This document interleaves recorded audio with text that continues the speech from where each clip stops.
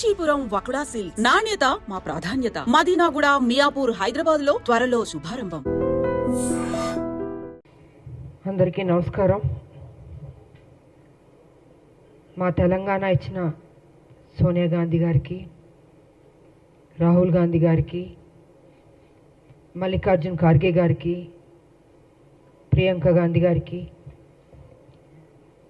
మా తెలంగాణ కాంగ్రెస్ ముఖ్యమంత్రి రేవంత్ రెడ్డి గారికి,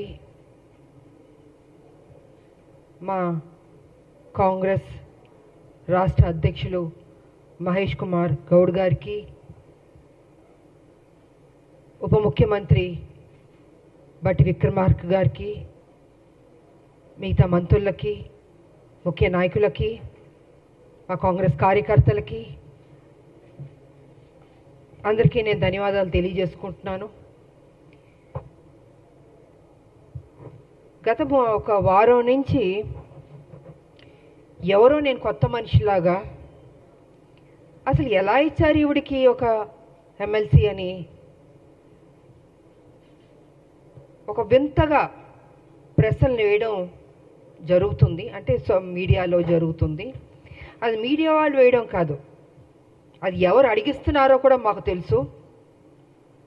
పాపం బీజేపీ, టీఆర్ఎస్ వాళ్ళకి ఏం అర్థం కావట్లేదు అనుకుంటాను. ఒక మహిళగా మీ రెండు పార్టీలకు నేను సేవలు అందించాను. మీరు సరైన నిర్ణయం తీసుకోకపోబట్టి మీ పార్టీని విడిచి నేను బయటికి వెళ్ళాను. ప్రజల్ని ఏ రకంగా మోసం చేయాలో ఆ రకంగా మీరు మోసం చేస్తున్నారు. సో ఈ రకంగానే బయటకు వచ్చి మనిషి నేను కష్టపడి ఒక మహిళగా కొట్లాడి నిజాయితీగా ఉంటే ఇవాళ ఒక ఎమ్మెల్సీ నాకు ఇచ్చినందుకు ఎందుకో మీకు అంత బాధ నాకు అర్థం కావట్లేదు. అంటే రేపు రాబోయే రోజుల్లో హౌస్లో మీ బండారాలని బయట పెడతానని భయం వేస్తుందా? హార్ట్ అటాక్లు వస్తాయా మీకు అని నేను అడుగుతున్నాను. కేసీఆర్ గారు మీ పార్టీలో నా పార్టీని విలీనం చేయించుకున్నారు, తల్లి తెలంగాణ పార్టీని. మీరు నా ఎమ్మటి పడ్డారు కానీ నా పార్టీని విలీనం చేయమని నేను మీ పార్టీలోకి వస్తానని నేను అనలేదు. ఈ రకంగా మీరు నా విలీనం చేయించుకొని నా చేత పని చేయించి ఉద్యమాలు అన్నీ చేశాను, కష్టపడ్డాను. కానీ మీరేం చేశారండి? ఒక మహిళని ఏ కాంగ్రెస్ తెలంగాణ ఇస్తాం అని చెప్పడం జరిగిందో అదే రోజు రాత్రి ఏ మాత్రం గ్యాప్ ఇవ్వకుండా, సమయం ఇవ్వకుండా, ఆ ఆనందాన్ని నేను తీసుకోనివ్వకుండా 12ంటికి సస్పెండ్ చేశాడు కేసీఆర్. వాస్తవాలు మాట్లాడుకుందామండి. ఎందుకు వాస్తవాలు కప్పిపుడుచుకుంటారు? విజయశాంతికి సంబంధమే లేదా? తెలంగాణ విజయశాంతి పోరాడలేదా? ఫర్ కైండ్ ఇన్ఫర్మేషన్ 1998 నా రాజకీయ జీవితం మొదలైంది బీజేపీ నుంచి. ఇది అందరికీ తెలిసిన సత్యం. ఒక ఓటు 2 రాష్ట్రాలు అనబట్టే నేను వెళ్ళాను. కానీ వాళ్ళు నిలబెట్టుకోలేదు. అందుకే బయటకు వచ్చి తల్లి తెలంగాణ పార్టీ నడిపించాను. నేను ఒక మహిళగా ఆల్మోస్ట్ 4.5 to 5 years నేను ఉద్యమాలు చేశాను. అప్పుడు కేసీఆర్ గారు ఎక్కడున్నారంటే ఆయన టీడీపీలో ఉన్నారు. ఆయన టీడీపీలో ఉండి ఆయనకి మంత్రి పదవి ఇవ్వలేదు కాబట్టి అప్పుడు బయటకు వచ్చి ఆయన ఉద్యమం ఎత్తుకున్నారు. అప్పటికే నేను ఉద్యమం అన్నది స్టార్ట్ చేశాను. ఇది తెలుసుకోవాలండి. కొంచెం వెనక్కి వెళ్ళి, బహుశా అందరికీ తెలుసు కానీ తెలియనట్టు నటిస్తుంటారు. అంటే ఒక బురద జల్లడం కేసీఆర్ ఒక్కడే కాదండి, ఆయన సొత్తు కాదు తెలంగాణ. 1200 మంది చనిపోయారు తెలంగాణలో. ఎంతోమంది త్యాగం చేశారు, ఎంతోమంది కొట్లాడారు. దాంట్లో ఒక ఆడబిడ్డగా నా వంతు నేను కృషి చేశాను. నేను అలాంటిది ఈరోజు ఒక ఎమ్మెల్సీ వచ్చినందుకు ఎలా వచ్చింది, ఎందుకు ఇచ్చారు, ఏం చేశారు, ఆవిడ అక్కడ ఏంటంటే ప్రశ్నలో. తెలంగాణ పార్లమెంట్లో 2 ఎంపీలు వెళ్ళారు కదా, 2 వెళ్ళినప్పుడు కొట్లాడుతున్నప్పుడు కేసీఆర్ ఎందుకు ఎగ్జిట్ అయిపోయాడండి? చివరిదాకా ఉంది. ఆ రోజు మా ఎంపీలు, కాంగ్రెస్ ఎంపీలు అందరూ ఉన్నాం, పెప్పర్ స్ప్రేలు కొట్టారు. నార్త్ ఎంపీలు అందరూ చెత్తగా బాదుతున్నారు మమ్మల్ని ఎంపీని. నేను మీరా కుమార్ గారిని ఇలా పట్టుకుని నిలబడ్డాను. నేను ఇంత చేస్తే ఇదా అండి మీరు మాకు చూపించే కృతజ్ఞత? ఇదా మీ కుట్రబుద్ధి? అంటే మీకు బడుగు బలహీన వర్గాలంటే నచ్చదు దొరా, మీ దొరబుద్ధేతో చూపించుకుంటున్నారు. అందుకే నిన్ను దొర్ర అంటున్నాను నేను. బడుగు బలహీన వర్గాలకి గౌరవం ఇవ్వడం నేర్చుకోండి. అదే బడుగు బలహీన వర్గాలు బీసీ కానీ ఎస్సీ కానీ ఎస్టీ కానీ మైనార్టీ కానీ లేకపోతే మీరు ఈరోజు ఈ పొజిషన్లో ఎక్కడ ఎలాగుంటారు? మీరు గతంలో ముఖ్యమంత్రి ఎలా అయ్యారండి? మీ దొరలు ఒక్కళ్ళే వేస్తారా? ఇంతమంది ఓటు వేయబట్టి మీరు ముఖ్యమంత్రి అయ్యారు, ఇంతమంది త్యాగం చేయబట్టి మీరు ముఖ్యమంత్రి అయ్యారు. అది గుర్తుపెట్టుకోండి దొరగారు. నిన్న వేయడం కాదు రాములమ్మ మీద, మీలా పిరికి బంధం నేను మాత్రం కాదు. గచ్చున్న మహిళని, త్యాగం చేసిన మహిళని, నా ఆస్తులు అమ్మి పెట్టాను తెలంగాణకి. ప్రతిరోజు మీరు నన్ను అవమానించారు, నాతో పని చేయించారు, నేను ఉద్యమాలు చేశాను. నా పార్టీ, నా తల్లి తెలంగాణ పార్టీ ఉంటే మీరు హింస పెట్టి ఆ రోజు జయశంకర్ గారిని నా దగ్గర పంపించి విలీనం చేయండి అని చెప్పింది మీరు కాదా? నేను విలీనం చేస్తానన్నానా నేను? సరే, ఇద్దరూ తెలంగాణ కోసం కొట్లాడుతున్నప్పుడు వేరువేరుగా వెళ్ళకూడదని ఒక దీంతో పెద్ద మనసుతోటి నా పార్టీని నేను విలీనం చేయడం జరిగింది. అంతేగాని వేరే ఏదో ఆలోచనతో మాత్రం కాదు. ఎందుకు చెప్తున్నానంటే అసలు తెలంగాణకి విజయశాంతికి సంబంధమే లేదన్నట్టు మాట్లాడుతుంటే చాలా అసహ్యంగా కూడా ఉందండి. ఒక ఆడబిడ్డని మెచ్చుకోవడం నేర్చుకోండి. మీకు మెచ్చుకోవడం మనసు రాకపోతే నోరు మూసుకొని కూర్చోండి. అంతేగాని మీ ఇష్టం వచ్చినట్టు ఎందుకు ఇచ్చారంటే ఇచ్చారండి కాంగ్రెస్ ఒక ఎమ్మెల్సీ. ఆ ఎమ్మెల్సీ ఇచ్చినందుకు కూడా మీకు అంత బాధ వేస్తుంది బీజేపీకి, టీఆర్ఎస్ అంటే. మా రాజకీయ నాయకుల శత్రువులారా బంద్ చేయండి. మా ఉద్యమ నాయకులు మేము మిమ్మల్ని వదిలిపెట్టాం. మీరు చేసే మోసాల్ని తెలంగాణలో ఏ రకంగా మళ్ళీ మీరు ఎంటర్ అవ్వాలనుకుంటున్నారో ఇంకో విషయం కూడా నేను చెప్పదలుచుకున్నారు.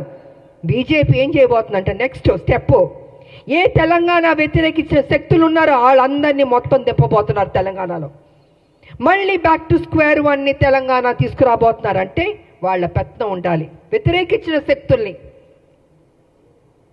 తెలంగాణ ఉద్యమం నాయకులు ఉండకూడదు, తెలంగాణ ప్రజలకి ప్రాధాన్యత ఉండకూడదు, మళ్ళీ బాంచన్ని కాలు మొక్కుతాననే పరిస్థితికి బీజేపీ తీసుకురాబోతుంది. ఇది సత్యం, ఇది తెలుసుకోవాలి అందరూ. అందుకే ఎవరు ఉద్యమ నాయకులు ఉన్నారో వాళ్ళందరినీ తొక్కేద్దాం, వాళ్ళ నోటిని బంద్ చేద్దాం. వాళ్ళు కనపడకూడదు, వినపడకూడదు, మాట్లాడకూడదు. ఇదే కదా మాతో చేసింది మీరు. మీ పార్టీలో ఉంటే ఏం గౌరవాలు ఇచ్చారు? ఎందుకు మీ పార్టీలు బయటికి వెళ్ళాల్సి వచ్చింది? వాస్తవాలు ఇదండి. ఆ రోజు మీ బీజేపీలో కొంచెం వెనక్కి వెళ్దామండి. నేను మొన్న బీజేపీలో ఉన్నప్పుడు ఒక విషయం మీరు గుర్తుపెట్టుకోండి. కిరణ్ కుమార్ రెడ్డి గారు తెలంగాణను వ్యతిరేకించి ఆయన అసభ్యకరంగా మాట్లాడి తెలంగాణ ఉద్యమానికి నేను ఒక్క పైసా ఇవ్వను తెలంగాణకి, ఏం పీక్కుంటారో పీక్కోండి అన్నాడు కదా ఆయన. అలాంటి ఆయన్ని, తెలంగాణకు వ్యతిరేక ఉన్న మనిషిని మొన్న బీజేపీలోకి ఎంటర్ అవుతే నాకు నిజంగా ఉండబుద్ధి అవ్వలేదు. ఆ స్టేజ్ మీద నేను వాకౌట్ అయిపోయి వెళ్ళిపోయాను. నేను ఎవరంటే కిషన్ రెడ్డి గారి ఫ్రెండ్ ఆయన. ఆ రోజు నుంచి బీజేపీకి నా మీద ఒక కక్ష. అంటే వాళ్ళ మనుషుల్ని తెలంగాణ వ్యతిరేక శక్తికి వస్తే అక్కడ నేను బయటికి వెళ్ళిపోతున్నానంటే చూపించుకోకూడదు. ఎందుకు చూపించుకోకూడదండి? తెలంగాణని అవమానపరిచి తెలంగాణకి మేలు చేయని కిరణ్ కుమార్ రెడ్డి గారు లాంటి వాళ్ళు మిగతా ఇంకొకళ్ళు ఏమైనా ఉంటే ఎందుకు నేను వచ్చి మీకు ఎస్ బాస్ అని చెప్పాలండి? ఇలాగ అనేక కారణాలు ఉన్నాయండి. ఈ అనేక కారణాల వల్లే ఈరోజు విజయశాంతి మీద, రాములమ్మ మీద ఒక ఎమ్మెల్సీ ఇస్తే అయ్యో ఎందుకు ఇచ్చారు, ఎలా ఇచ్చారంటే పేపర్ వచ్చి ఇచ్చారండి. ఎలా ఇస్తారండి? సోనియా గాంధీ గారు ఇచ్చారు, అద్దంకి దయాకర్ గారికి ఇచ్చారు, నాకు ఇచ్చారు, శంకర్ నాయకర్ గారికి ఇచ్చారు. సో వాట్ అండి? కష్టపడ్డా అనుకుంటాం, కష్టపడ్డాం, ఆస్తులు అమ్మాం, తెలంగాణను కాపాడాం. ప్రతి నిమిషం కాపలా కుక్కలా మేము కాపాడుతామండి. కానీ మీరేం చేస్తున్నారు? 10 సంవత్సరాలు మీరు అధికారంలో ఉండి కేసీఆర్ గారు దోచుకోలేదా తెలంగాణ మొత్తం సొమ్ముని? ఇవాళ మీరు దోచుకోబట్టే కదా ఈ పరిస్థితి వచ్చింది. అది విడిచిపెట్టి కాంగ్రెస్ మీద నిందలేయడం, ఆయన చేసిన తప్పులు చెప్పడు, 7 లక్షల కోట్లు ఎలా తిన్నాడో అని ఖర్చు అయిందో చెప్పడు, ఎలా అప్పయింది చెప్పండి. నేను కూడా నా పార్టీ నేను అడుగుతున్నాను, సీరియస్గా తీసుకోవాలి సార్. మనం విడిచిపెట్టకూడదు. దీన్ని ఎంత దూరం వరకు తీసుకెళ్ళా? 7 లక్షల కోట్ల అప్పు ఎలాగైంది చెప్పమనండి. దాటవేయడం కాదు, నా మనిషిని మాత్రం విడిచిపెట్టకూడదు. నువ్వు ఉద్యమాలు అని చెప్పి నీకు చేతిలో తెలంగాణ పెడితే నువ్వేం చేస్తావు? 7 లక్షల 1 మినిట్ సార్ 7 లక్షల కోట్లు అప్పులు చేస్తామండి. మిగులు బడ్జెట్ నుండి అప్పులు రాష్ట్రంగా ఎందుకు వెళ్ళింది? ఎక్కడెక్కడి నుండి డబ్బులు తిన్నావు? కాళేశ్వరం దగ్గర నుంచి, ల్యాండ్ల దగ్గర నుంచి. నేను పిల్లు కూడా వేశాను, కొన్ని ల్యాండ్లు అమ్మేస్తుంటే పిల్లు వేశానండి నేను. ఇలా ఎన్నో జరిగినాయండి. అందుకే వాళ్ళు చెప్తున్నాను నేను, కేసీఆర్ వాస్తవాలు నువ్వు మాట్లాడాలి. సమయం దగ్గరికి పడింది. నువ్వు చేసిన తప్పులు చెప్పాల్సిందని మేము విడిచిపెట్టాం, డెఫినెట్గా విడిచిపెట్టామండి. మా రాష్ట్రం మేము కష్టపడి తెచ్చుకున్న రాష్ట్రం, నా ప్రజలు బాగుండాలని కోరుకునే వాళ్ళం మేము. ఉద్యమకారులకు మాకు నిత్యం మా ప్రజలు బాగుండాలి, మేలు జరగాలని ఆలోచిస్తూనే ఉంటాం మేము. ఇంతకు మించి మాకు అయ్యా ఉంటుందండి. కాబట్టి నా పార్టీని రిక్వెస్ట్ చేసేది ఏంటంటే విడిచిపెట్టకూడదు సార్. మనం ఎట్టి పరిస్థితుల్లో కేసీఆర్ చేసిన అప్పును మొత్తం ఒక్కొక్కటిగా బయట పెట్టాలి. ఏదో నామకే వాస్తే మనం మాట్లాడడం లేదా వదిలేయడం కాదు, తవ్వాలి, బయటికి తీయాలి వాస్తవాన్ని. ఇది నేను ఈ సందర్భంగా తెలియజేసుకుంటూ, ఈరోజు మాకు ఎమ్మెల్సీ దాంట్లో మేము అడుగుపెట్టబోతున్నాం. కాబట్టి మాకు మరొకసారి మా హైకమాండ్కి నేను కృతజ్ఞతలు తెలియజేసుకుంటూ, రేపు హోలీ కాబట్టి అందరికీ హోలీ శుభాకాంక్షలు కూడా తెలియజేసుకుంటూ,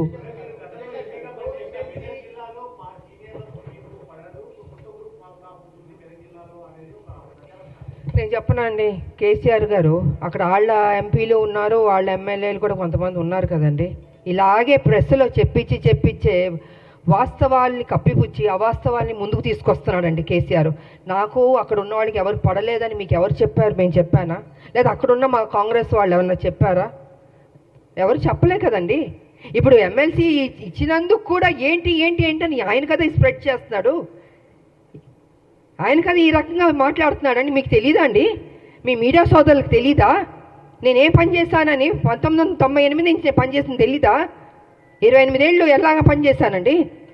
పార్లమెంట్లో కొట్లాడిని తెలీదా? ప్రజలకు తెలీదా? మనం నా నోరు మీరు మూయొచ్చు, మీ నోరు నేను మూయొచ్చు, కానీ ప్రజలు చూస్తున్నారు కదా. ప్రజలకు తెలీదా రాములమ్మ ఏ రకంగా కష్టపడిందని? వాట్ ఈస్ దిస్ అండి?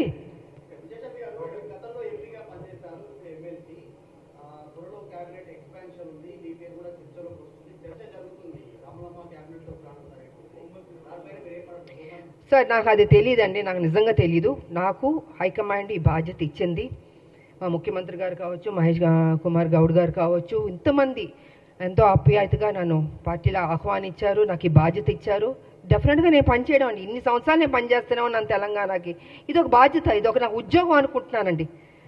వేరే ఇంక నేనేం అనుకోవట్లేదు. ఈ ఉద్యోగానికి ప్రతిపక్షాలను నోర్లు మూయించాలి, వాళ్ళు చేసిన తప్పుల్ని ప్రజలకు తెలియజేయాలి, ఏ రకంగా లూటీ చేశారో అది బట్టబయలు చేయాలన్నదే నేను కోరుకుంటున్నాను. అంతకంటే నా మైండ్లో ఏమీ లేదు అసలు.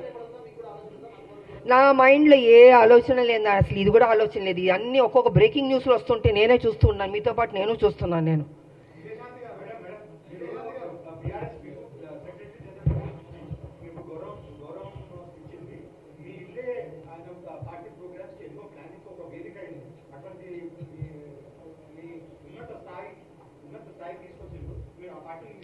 అదే సార్, మళ్ళీ మీరు అదే అంటున్నారండి. నేను ఎంతసేపు వాస్తవం చెప్పాను, నేను వదిలి రాలేదండి. కాంగ్రెస్ తెలంగాణ ఇస్తున్నాం అని చెప్పగానే అదే రోజు రాత్రి 12ంటికి నన్ను సస్పెండ్ చేశాడు. కారణమే లేదు. ఆయన అడగండి ఎందుకు చేశారు మీరు? రాములమ్మని కష్టపడింది కదా, బై ఎలక్షన్స్ కష్టపడింది, కొట్లాడింది. నీ పార్టీ డౌన్ అయిపోతుంటే మరి 2009 ముందు తీసుకుని చేర్చుకున్నావు కదా రాములమ్మని. నా సొంత పార్టీ ఉంది అప్పటికి.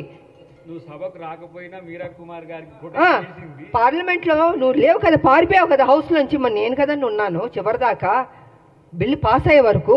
మరి మాట్లాడండి మీరు మీడియా సోదరులు. నన్ను ప్రతిదీ అడుగుతుంటే నేనేం చెప్పనండి. మీకు వాస్తవం తెలుసని నాకు తెలుసు. So please try to ask him అండి. 10వ చెల్లెలు కడుపులో పెట్టుకుంటాను, నెత్తి మీద పెట్టుకుంటాను, తీసి కాళ్ళలో పడేశాడు.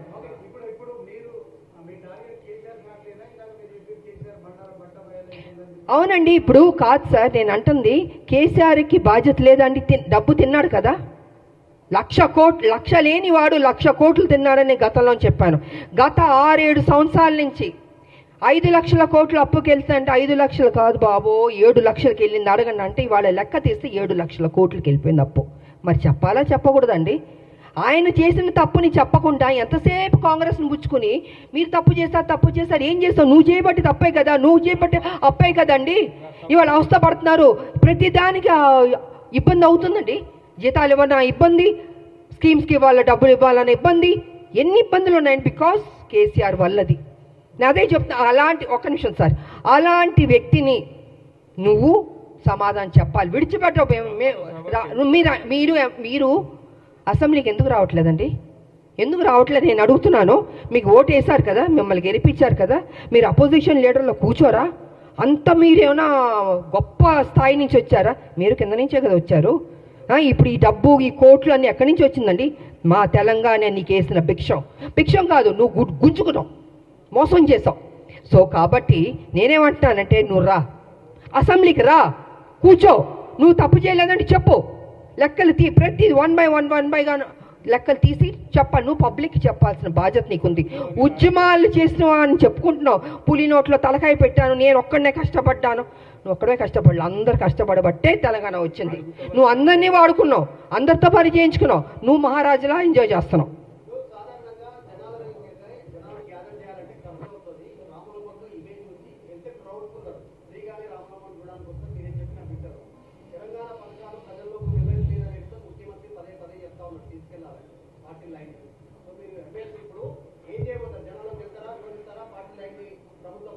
ఏమండి కాదండి, ఇన్ని సంవత్సరాల నుంచి మేము ప్రజల్లోనే ఉన్నామండి. కేసీఆర్ లాగా ఏసీ రూమ్లో పడుకోలేదు. కింద నుంచే మేము వచ్చాం, అరెస్టులు అయ్యాం, జైల్లో కూర్చున్నాం, ఆస్తులు అమ్మాం. ఆయనలాగా డబ్బు తిన్నింది కాదండి మేము. మా డబ్బు మేము కష్టపడి సంపాదించిన డబ్బు పెట్టామండి. నేను ఎందుకు నా ప్రజలు అనుకున్నాను. నేను ప్రజల్ని ప్రేమించాను, కానీ కేసీఆర్ ఇప్పుడు ప్రజల్ని ప్రేమించలేదు. ప్రజల దగ్గర దోచుకుందాం, ఉద్యమం పేరు చెప్పి అనేది చేసుకున్నాడు. అదే జరిగింది. ఇవాళ నేను రాను, అయ్యో మా నాన్న రాడు, అసెంబ్లీకి ఎందుకు రాడంటున్నా, నేను రా అంటే భయమా? అప్పుడు తప్పు చేసావనే కదా నువ్వు. అవునా కాదా చెప్పండి సీనియర్, అవునా కాదా? మీరు అడగాలి అన్న. మీరు అడగకపోతే ఎలాగా?